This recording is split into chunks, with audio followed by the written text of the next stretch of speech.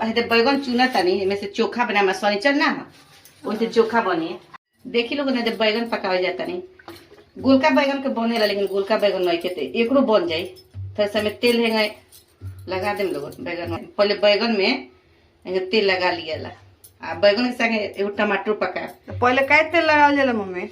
लगा दिले के छिलका बढ़िया से उतर जाला आ थोड़ा सा में छेद एथी कर दियाला चाकू से कि भड़की ना बैगन आगे गैस बार के पकावत चोखा तो गोल के बैगन के बढ़िया होखेला लेकिन नहीं खे तो एकरो बच जाए कोनो बात नहीं खे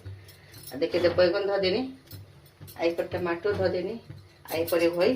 लहसुनो पाक जाए आ पका के रोल बताओ था देखी लोगन कितना बढ़िया जाली पर बैगन पाक जाता देखी लोगन बैगन आ टमाटर लहसुन पाक गल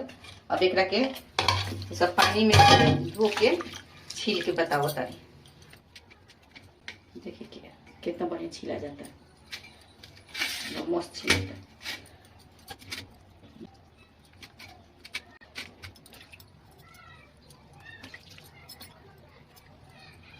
लोगों ने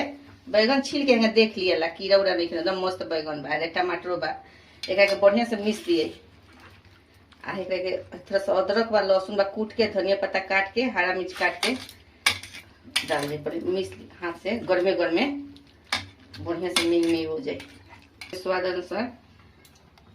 नमक आ सरसों के तेल बा कच्चे थोड़ा सा ही डाल लिया ये अदरक और लहसुन कूट लेता है लोग की बताओ तनी लोग हाँ देखी लो नमक तेल हरा मिर्चा अदरक लहसुन कूट के डाले लोगन आई धनिया पत्ता बा आई सब के बढ़िया से हाथ से एकदम बढ़िया से मिला ले लोगन देखिए क्यों मिलावे के बाद देखिए लोगन कितना बढ़िया से मिला लेनी देखिए कितना बढ़िया से बैगन के चोखा एकदम तैयार होगा एक के रोटी से खाई भाई दाल भात पर खाई एकदम टेस्टी लगेला बोल एक बार हमारा तरीका से बैगन के चोखा लोग बनाई या खाई एकदम चटपट चटकदार चोखा बा।